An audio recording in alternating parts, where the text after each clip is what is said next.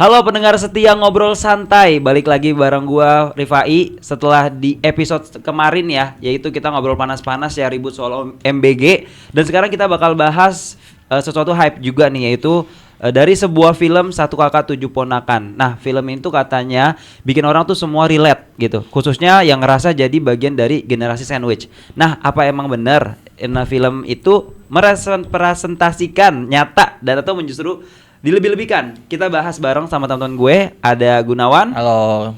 Lulu. Halo. Ada Amara. Hai. Dan Bunda Adit. Yeah. Oke. Nah, harus ada Bunda sih ya. Go ya. Biar Go ya, chill, itu buat biar chill aja. Gue gitu dipanggil Bunda tuh gara-gara suka masak aja sih. iya. Oh, jadi klarifikasi ya. Kayaknya di episode selanjutnya bahas deh soal masakan biar Adi tuh biar kita tahu nih belajar dari Adi Jadi nih. lapar nih. Waduh, boleh. Ya. Oke, sebelum jauh bisa dijelasin dulu gak? Mungkin dari Gunawan nih. Ya. Ceritain tentang Satu Kakak Tujuh Ponakan, bisa? Nah, ya. ya, Jadi- pasti dia lebih tua nih kan. Iya, jangan sebut angka dong. Iya. Aduh.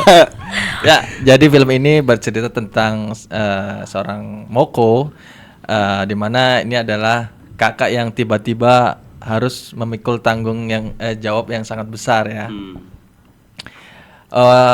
Bayangkan dia harus mengurus 7 ponakan setelah kakak dan kakak iparnya itu meninggal. Terus di usia muda ini dia harus menunda bahkan mengorbankan impiannya. Nah, Sebenarnya iya. itu adalah gambaran nyata yang sering terjadi di era-era saat ini. Makanya yang disebut apa? Generasi Generasi sandwich. Sandwich, ya. Nah, Lulu, gue pengen nanya nih, kenapa film ini tuh nyambung banget ya sama generasi sandwich yang ada sekarang gitu? Nah, menurut gue sih di film ini tuh banyak banget yang relevan sama anak muda sekarang nih. Contohnya kayak generasi sandwich ini kan di tengah tanggung beban yang dua generasi gitu ya. Nah, di sini itu Moko harus memilih nih antara impian pribadi dan keluarganya. Nah, menurut gue ini tuh menarik banget ya untuk ditayangkan di zaman sekarang karena banyak banget yang relevan sama generasi sandwich di anak muda sekarang ini. Betul.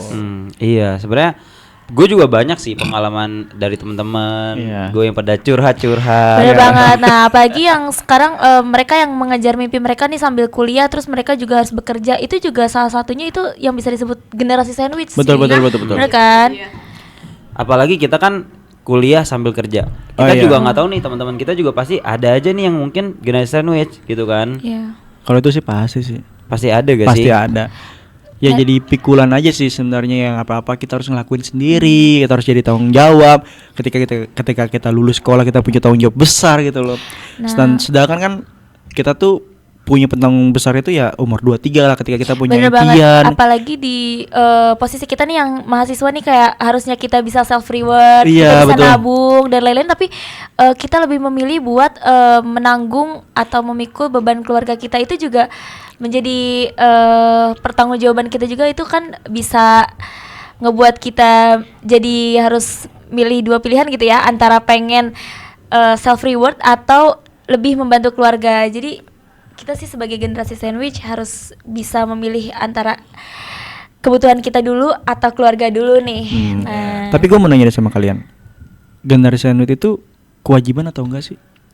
Sebenarnya ya, kalau menurut gue pribadi, orang-orang itu tuh pasti punya waktunya tersendiri kan, kapan dia akan berkembang, kapan dia dapat ujiannya gitu kan. Gimana caranya orang ini menjalani ujiannya ini gitu. Yeah. Mungkin ujian setiap orang emang beda-beda, tapi kan pasti everyone with their struggle-nya gitu Wih. kan. Wis, keren. Pakai bahasanya jadi keren ya. Iya, jadi keren deh karena bahasa Inggris aja gitu kan. aduh, tapi bener siapa yang dibilang marah sih.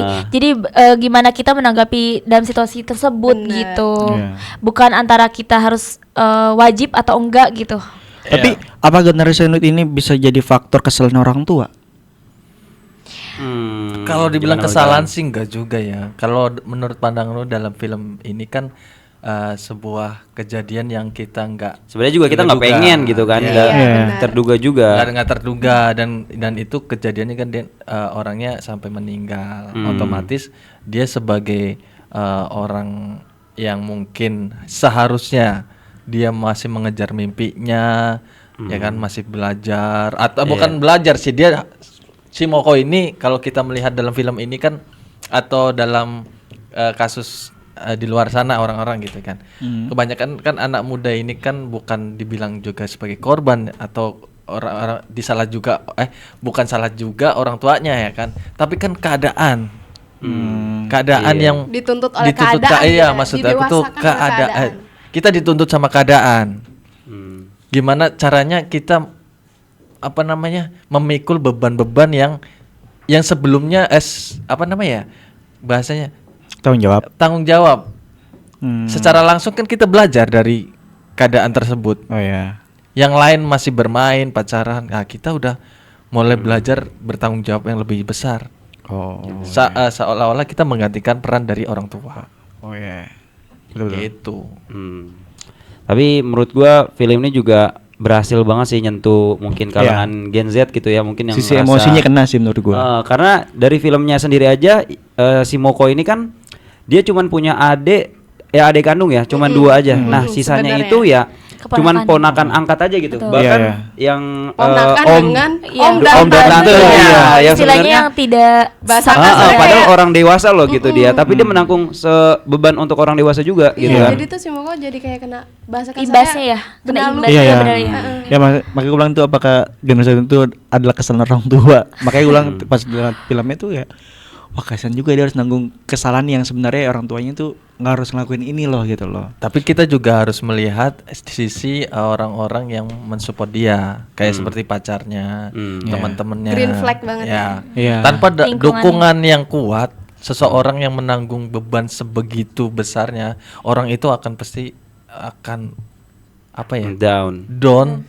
Gimana sih kalian di posisi katakanlah seperti Moko ya kan?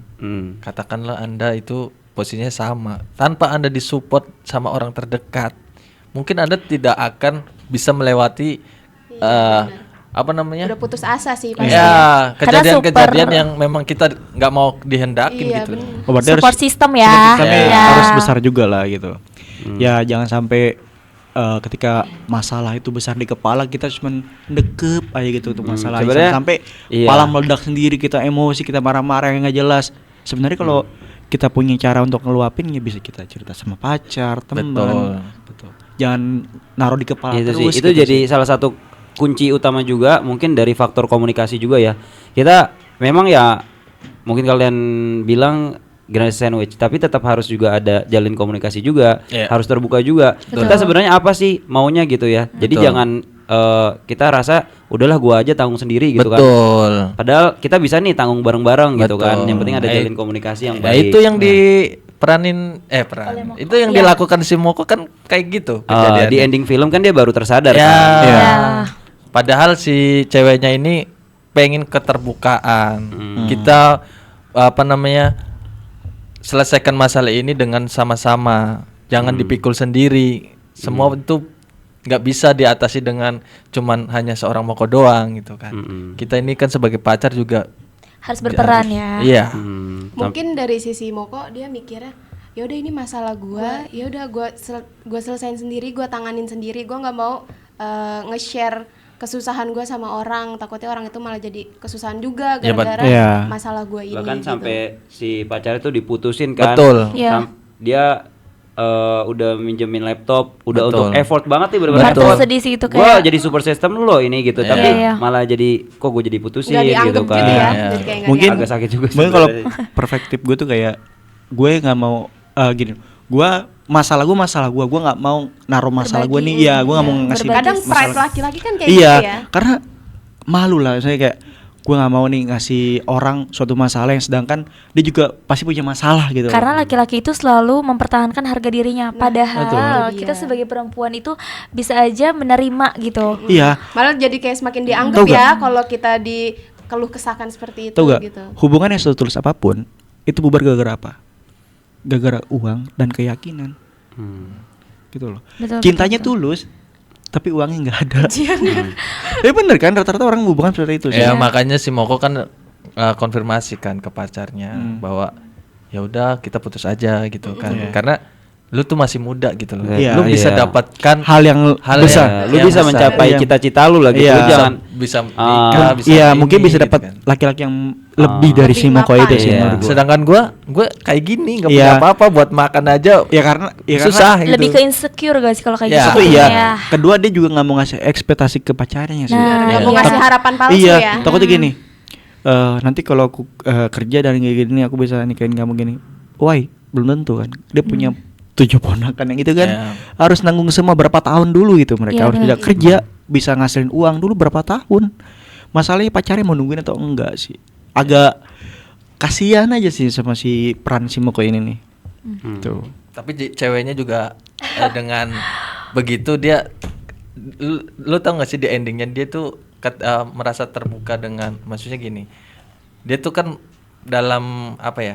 Pikiran dia kan cuman Moko itu punya gua dan dia kehidupan dia apa yang dia pikirkan itu cuman ke gua doang.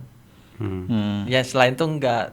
Dia makanya selalu membahas tentang nanti kita bikin ini ya, proyekan ini Iya. ini. Kan dia marah waktu itu. Kenapa?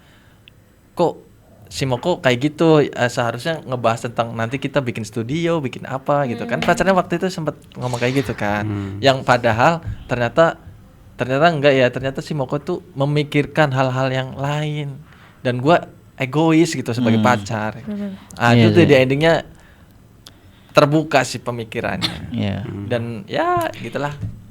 Nah, gitu Bang Gun. Jadi menurut lu film ini bisa jadi semacam edukasi sosial gak sih buat teman-teman? Ya kalau film ini sih banget ya. Bener sekali gitu ya buat edukasi masyarakat kita gitu kan. Kan film ini sangat penting ya, berfungsi sebagai edukasi sosial. Penonton juga jadi lebih aware terhadap generasi sandwich ini kan. Sandwich itu. Iya. Sandwich itu nyata gitu kan.